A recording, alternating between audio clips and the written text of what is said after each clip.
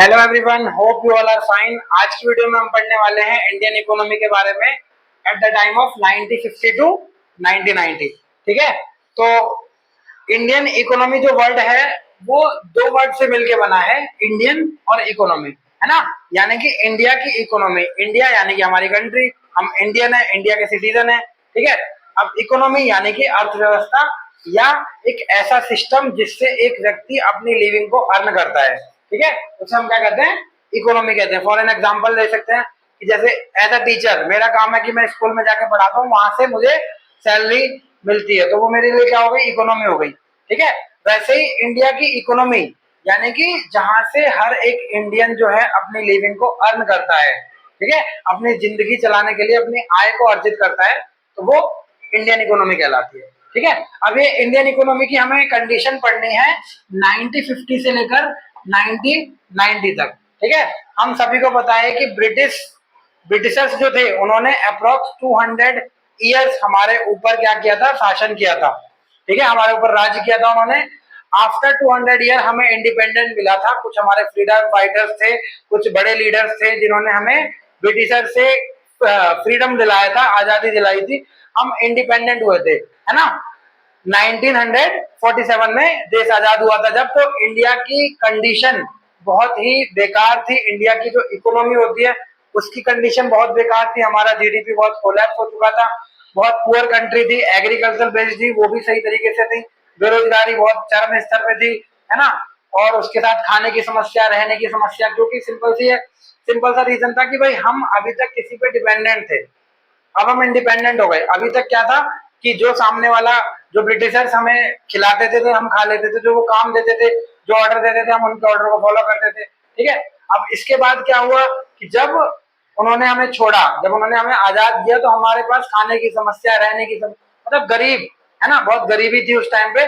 तो उस टाइम पे क्या था, इकोनॉमी की कंडीशन बहुत ही बेकार थी, बहुत स्थिति बहुत मतलब क्रिटिकल सिचुएशन थी। ठीक है, तो उस टाइम पे जो भी हमारे बड़े लीडर्स थे, है ना, उन्होंने एक सिस्टम रेगुलेट किया, एक सिस्टम बनाया जिसके थ्रू हम इकोनॉमी को डेवलप कर सकें। ठीक है, जिसके थ्रू हम कंडीशन सुधार सकें, अपनी जो भी हमारी कंडीशन होती है हम उसको सुधार सकें।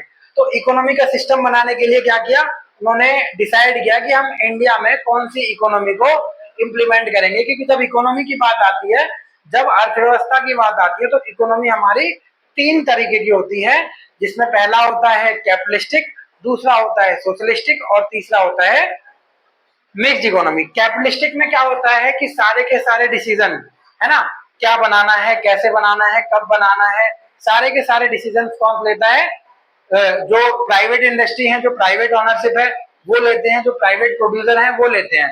और वो जब सिंपल सी बात है कि जब वो डिसीजन लेंगे तो अपने प्रॉफिट को ऊपर रखेंगे, प्रॉफिट मैक्सिमाइजेशन को ऊपर रखेंगे, उस हिसाब से डिसीजन लेंगे। ठीक है, दूसरा होता है सोशलिस्टिक इकोनॉमी। सोशलिस्टिक इकोनॉमी में क्या होता है कि सारे के सारे डिसीजन, क्या बनाना है, कब बनाना है, कैसे बनाना है, किसके लिए बनाना है, ये सारे डिसीजन गवर्नमेंट लेती है या फिर गवर्नमेंट द्वारा अपॉइंटेड उनका कोई एजेंट लेता है। ठीक है, तो ये हो गया हमारा सोशलिस्टिक। और तीसरा आता है मिक्स्ड इकोनॉमी। मिक्स्ड इकोनॉमी में क्या होता है, जिसमें कैपिटलिस्टिक और सोशलिस्टिक दोनों का मिक्सअप होता है। मतलब कुछ डिसीजंस जो है वो, मेजर डिसीजन जो है वो प्राइवेट ओनरशिप के हाथ में होते हैं, प्राइवेट इंडस्ट्रीज के हाथ में होते हैं, बट वो रेगुलेट गवर्नमेंट करती है कि आप लिमिट से ज्यादा कस्टमर से चार्ज नहीं कर सकते, प्रॉफिट मैक्सिमाइजेशन की एक लिमिट है, उससे ज्यादा प्रॉफिट नहीं कमा सकते। मिक्स्ड इकोनॉमी में होता है। ठीक है, तो इंडिया में उस टाइम पे मिक्स्ड इकोनॉमी का सिलेक्शन हुआ था, जिसमें कि प्राइवेट और गवर्नमेंट दोनों मिलकर काम करेंगे। ठीक है, अब बात आती है कि एक सेंट्रल प्रॉब्लम की बात आती है। सेंट्रल प्रॉब्लम आपको पता होना चाहिए, 11th क्लास में भी हमने पढ़ा था। सेंट्रल प्रॉब्लम, किसी भी इकोनॉमी की तीन सेंट्रल प्रॉब्लम होती है, क्या बनाना है, कैसे बनाना है और किसके लिए बनाना है ना। क्या बनाना है यानी कि कैपिटल गुड्स बनाने हैं या कंज्यूमर गुड्स बनाने हैं। कैसे बनाना है, यहाँ पर मैंने लिखा भी है, central problem of an economy, है ना। व्हाट टू प्रोड्यूस यानी कि क्या बनाना है ना। हाउ टू प्रोड्यूस यानी कि कैसे बनाना है, और फॉर होम टू प्रोड्यूस यानी कि किसके लिए बनाना है। क्या बनाना में हम देखते हैं कि कंज्यूमर गुड्स बनाना है या कैपिटल गुड्स बनाना है। हाउ टू प्रोड्यूस में हम देखते हैं कैसे बनाना है, मतलब मशीन मेड यूज करना है या मैन मेड यूज करना है। और फॉर होम टू प्रोड्यूस में हम देखते हैं कि किसके लिए बनाना है, मतलब कि क्योंकि सोसाइटी में अलग अलग कैटेगरी के लोग रहते हैं, स्टेटस अलग है सबका, तो किस कैटेगरी के लोगों के लिए बनाना है, किस स्टेटस के लोगों के लिए बनाना है, वो आ जाता है फॉर होम टू प्रोड्यूस। ठीक है, अब इन तीनों से रिलेटेड डिसीजंस जिस सिस्टम में लिए जाते हैं उसे हम कहते हैं इकोनॉमिक सिस्टम। ठीक है, इन तीनों से रिलेटेड डिसीजन मतलब what to produce, how to produce और फॉर होम टू प्रोड्यूस, यानी कि क्योंकि देखो मैंने आपको बताया कि ये तीनों प्रॉब्लम किसी भी एक इकोनॉमी की होती है ना, चाहे वो कैपिटलिस्टिक इकोनॉमी हो, चाहे वो सोशलिस्टिक इकोनॉमी हो और चाहे वो मिक्स्ड इकोनॉमी हो, तीनों इकोनॉमी में ये प्रॉब्लम आती है। क्यों? क्योंकि रिसोर्सेज हमारे लिमिटेड हैं, उनके अल्टरनेट यूजेज हैं। ये सारी चीजें हमने 11th क्लास में कवर कर रखी हैं। ठीक है, बट फिर भी मैं आपको रिकॉल करा रहा हूँ। तो इकोनॉमिक सिस्टम क्या होता है? एक ऐसा अरेंजमेंट होता है जिसमें by which central problem of an economy are solve. ठीक है, जिसमें हम इकोनॉमी की सेंट्रल प्रॉब्लम को सॉल्व करते हैं उसे हम क्या कहते हैं? इकोनॉमिक सिस्टम कहते हैं। ठीक है, अब इकोनॉमी क्या तीन तरीके की होती है, कैपिटलिस्टिक, सोशलिस्टिक और मिक्स्ड। मिक्स्ड हमारे इंडिया में इंप्लीमेंट हुई थी, है ना, जब हमारा इंडिया इंडिपेंडेंट हुआ था, यानी कि 1950। वैसे तो 47 में ही इंडिपेंडेंट हुआ था, बट जो 5 ईयर प्लान का कॉन्सेप्ट आया वो 1950 में आया। 5 ईयर प्लान मतलब जो 5 साल के लिए एक पर्टिकुलर अथॉरिटी हमारी इकोनॉमी को रेगुलेट करेगी, इकोनॉमी में सारे डिसीजंस लेगी, है ना, तो वो 5 साल के लिए एक अथॉरिटी काम करेगी। तो इसीलिए 5-5 साल का डिवीजन कर दिया गया, है ना। 1950 से लेकर 1990 का मतलब ये है कि 1950 में पहली बार, ठीक है, हमारा जो सिस्टम था वो इम्प्लीमेंट हुआ था, जो भी चीजें थी वो इम्प्लीमेंट हुई थी। ठीक है, तो ये हो गया हमारा इकोनॉमिक सिस्टम। अब इतने बड़े सिस्टम को चलाने के लिए पूरे कंट्री में इस सिस्टम को सही तरीके से रेगुलेट करने के लिए, ऑपरेट करने के लिए हमें प्लानिंग करनी पड़ेगी। ठीक है, तो वो प्लानिंग इकोनॉमिक प्लानिंग कहलाती है। तो ये हो गया हमारा इकोनॉमिक प्लानिंग। इकोनॉमिक प्लानिंग में क्या लिखा है मैंने? It define as a major making major economic decision. ठीक है, मतलब मेजर इकोनॉमिक डिसीजन लेना by the conscious decision of the determine authority. ठीक है, मतलब कि एक डिटरमाइन अथॉरिटी जो कि ऑलरेडी डिटरमाइन है उसके द्वारा कॉन्शियस डिसीजन लेने के थ्रू, है ना, इकोनॉमिक प्लानिंग करते हैं हम, और on the basis of comprehensive survey of the economy as a whole. Comprehensive survey का मतलब क्या है कि हमें ऑल ओवर सर्वे करना है कि इकोनॉमी की कंडीशन क्या है, क्या रिक्वायरमेंट है, क्या इसकी स्ट्रेंथ है, क्या वीकनेस है, कहाँ किस चीज की जरूरत है, कब जरूरत है ना, और कितनी जरूरत है, कितनी क्वांटिटी में जरूरत है। तो ये बहुत मतलब मेजर डिसीजन जो लिए जाते हैं, जैसा यहाँ लिखा है ना, मेकिंग मेजर इकोनॉमिक डिसीजन, तो वो सारे आते हैं किसमें? इकोनॉमिक प्लानिंग में।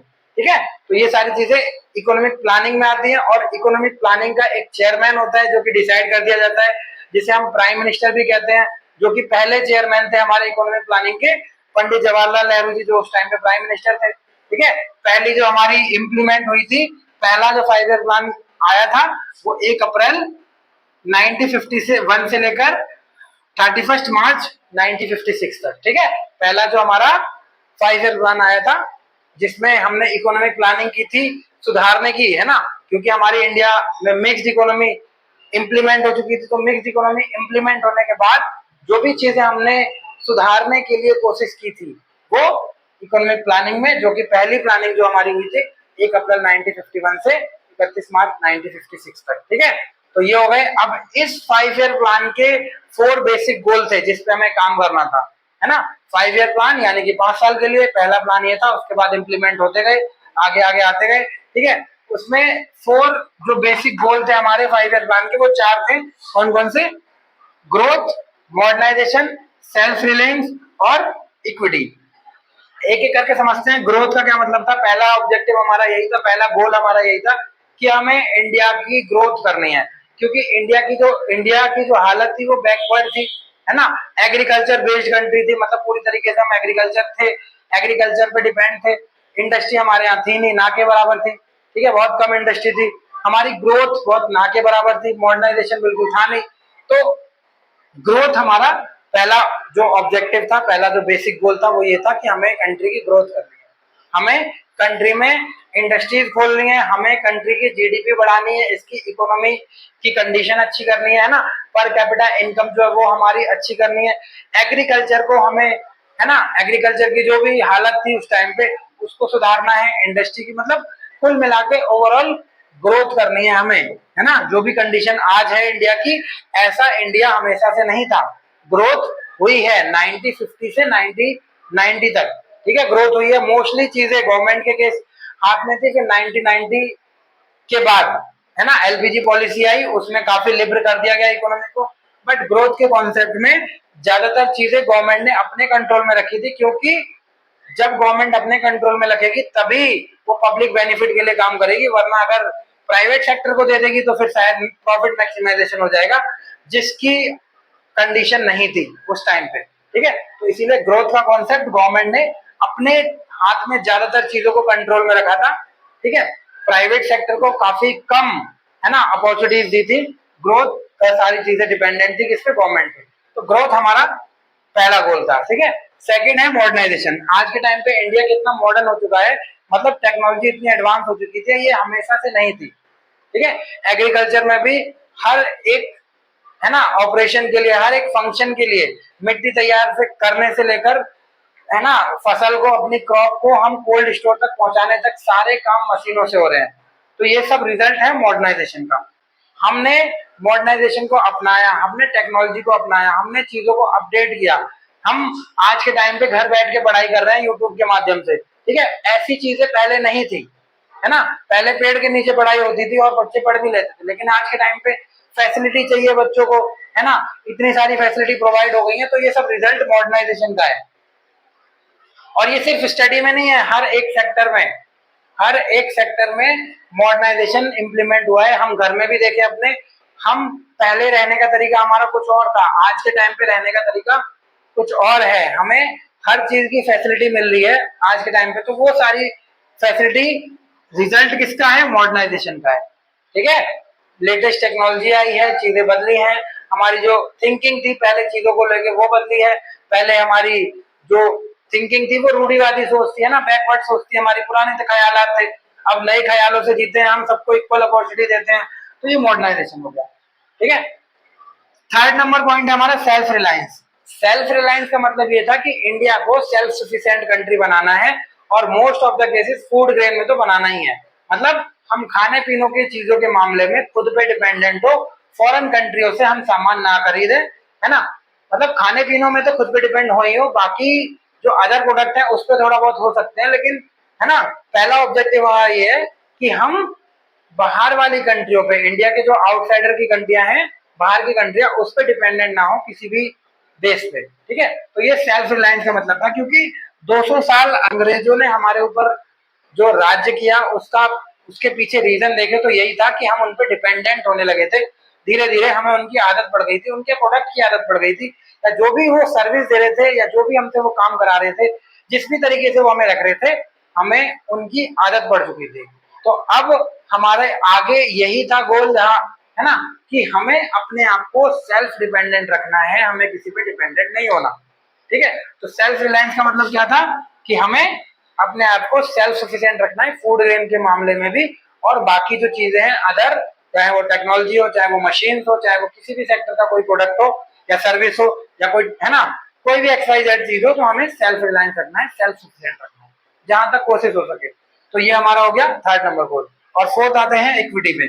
इक्विटी यानी कि इक्वलाइजेशन होना चाहिए, है ना, रिच और पुअर का जो गैप है वो कम करना है ना, लैंडलॉर्ड और डिमांड के बीच में जो गैप है वो कम करना है, अनइक्वालिटी का गैप है, चाहे वो स्टेटस के बेस पे हो, चाहे वो कास्ट के बेस पे हो, चाहे वो रिलीजन के बेस पे हो, चाहे वो जेंडर के बेस पे हो।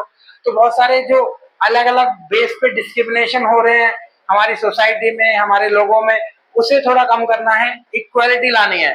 ठीक है, मैन और वुमेन मिलकर काम करें, छोटे और बड़े लोग मिलकर काम करें, है ना। तो बहुत अलग अलग लेवल पे हमें इक्वालिटी की जरूरत थी। तो ये हमारा फोर्थ गोल था कि हमें इंडिया में इक्वालिटी लेके आनी है, जिससे कि हमारा इंडिया सही तरीके से आगे की तरफ बढ़ सके। ठीक है, तो ये हमारे 4 गोल हो गए।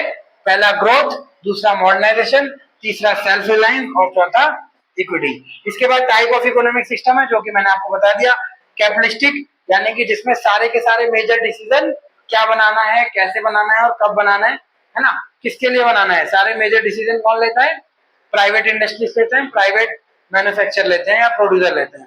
सोशलिस्टिक इकोनॉमी जिसमें गवर्नमेंट लेती है, गवर्नमेंट द्वारा अपॉइंट किया हुआ उनका एक एम्प्लॉय लेता है या एजेंट लेता है। मिक्स, जिसमें दोनों का मिक्सअप होता है।